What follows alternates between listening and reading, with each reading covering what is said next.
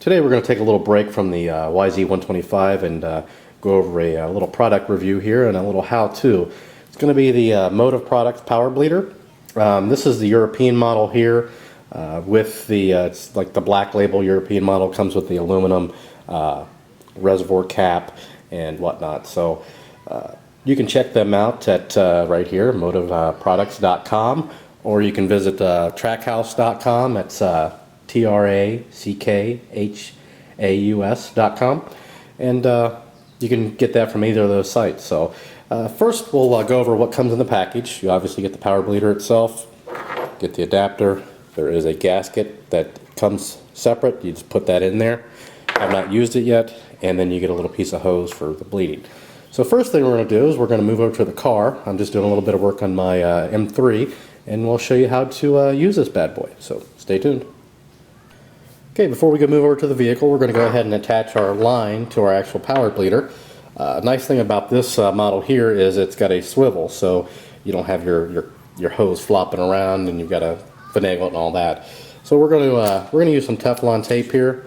I'm going to attach the two together, and just it's not a necessity, but I like to use Teflon tape whenever I'm attaching any kind of joints here for air or anything like that. So I'm going to go ahead and wrap this Teflon tape around this, and then we'll be right back.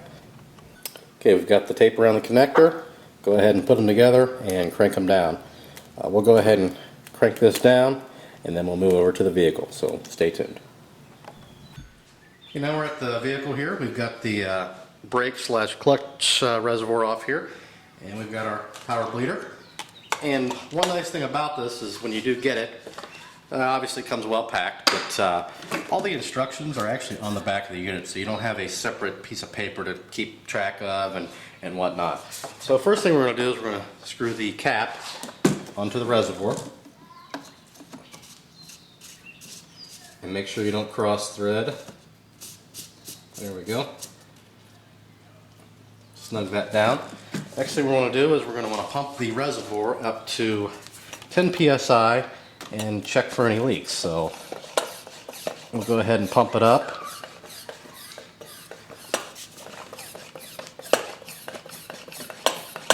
And it'll take a minute for you get up to 10 psi. So I'm going to keep on pumping here until we get to 10 psi, and then we'll go from there.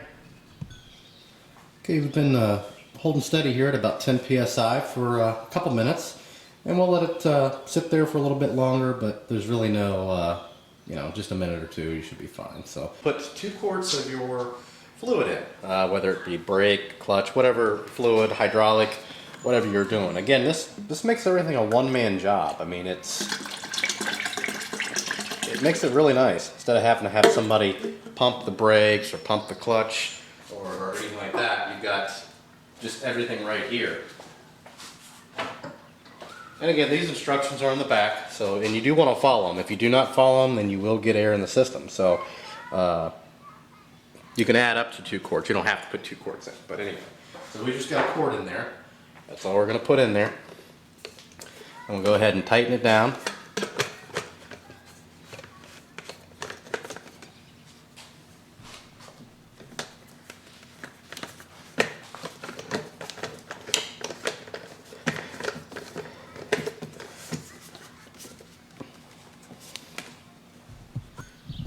Okay, we've got it pumped up to 20 psi. See our fluid in there. One thing I did forget to mention is that you can put up to 2 quarts in there, which makes it nice. Next thing we're going to do is we're going to go down to the bleeder on the clutch cylinder. We're going to go ahead and bleed it, so stay tuned. Okay, unfortunately you can't see what I'm doing under the car. There's just not enough room. That's what I'm dealing with under there. Really not enough room for the camera, so I'm just going to explain what I'm doing. And I'll put a link to my YZ250F build, what I'm doing as far as the brakes on that. Same thing. But essentially what I'm doing here is you've got a nipple here. You put the piece of hose on that. You've got your power bleeder cranked up to 20 psi. You've got the piece of hose. You crank this open, and you wait for all the bubbles to come out. Now crank it open just for, I don't know, 10 seconds or so with that power bleeder. And then tighten it back up. And then you'll want to go up to your power bleeder and crank it back up to 20 psi. I can probably get a view of what we're doing here, but I can't do it while I'm actually working. So I've got my little container here. That's the cup for my fluid to fall into. And then basically you can see, maybe not. I don't think you can see it. Yeah, you can see the wrench there. We'll see if we can get a close view. Sorry for the shakiness here. There's the wrench and there's the tube. So what I'm doing is just cranking that open, letting the fluid come through until there's no air in there. It's just solid fluid, and I'm shutting it off again. And don't do it too long because you don't want to introduce any more air into the system. So do it for a little bit, go up, check the bleeder, come back down, crank it again, go up there, check the bleeder, back and forth until it's done. So we're going to finish doing this and we'll be right back. We've taken the pump and reservoir adapter off, and you can see we're a little bit over full. So we're going to go ahead and get that out of there, and then we're done. And that's pretty much it.